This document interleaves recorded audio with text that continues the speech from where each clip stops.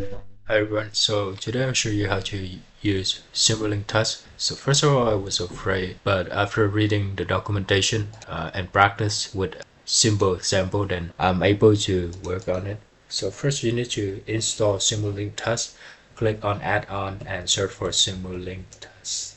I already installed it, so I should move forward and create a Simulink model. I will create a simple model so we can easily keep track of. So in our simple model, I'll have a constant block, go with a gain, an iterator, and a display block. So I'll set this to 3. Again, just 1 for now. Go to iterator, set stop time for 3. The result should be 9 because it should add up. Alright, so I'll save this one as Simulink Test. Okay, so now I will run a test on it. I'll create test case. So you gotta go to app, find Simulink Test here. Go to Simulink Test Manager. And here we're gonna create a new test case and name it Simulink Test file. Here I'll select the model that we have, and the baseline criteria is the true value that we wanted to compare to. So right now we don't have any. We captured, and I will specify the location for it. So true baseline for Simulink Test and save it. Capture. It's gonna load our model and run.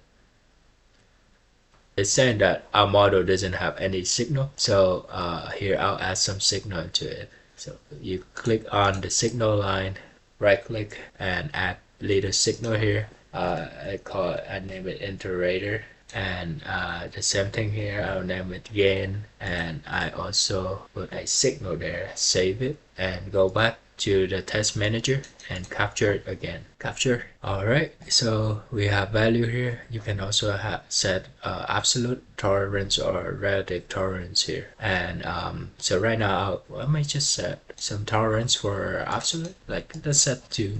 Okay, save it, and when you're ready, just click run and check the result. Alright, it's turned out good. We can go check the result here. So yeah, so I set the tolerance for iterator, so you see the tolerance is showed here. Alright, so let's make something that not correct. Let's adjust the number to see if it's show anything. 4, so this should be 12, and if it's 12, it's not gonna match with the baseline. So let's run the test and see how it goes. So now you see it's showing failure, and the line exceeds the tolerance, and as well as the baseline.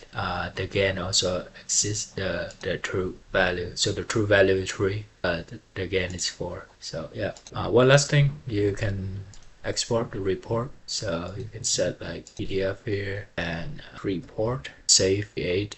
You see something like this nice report showing you like how many test case and duration and how it failed, also including the block tolerance and verdict. Right, and that's all. Thank you for watching.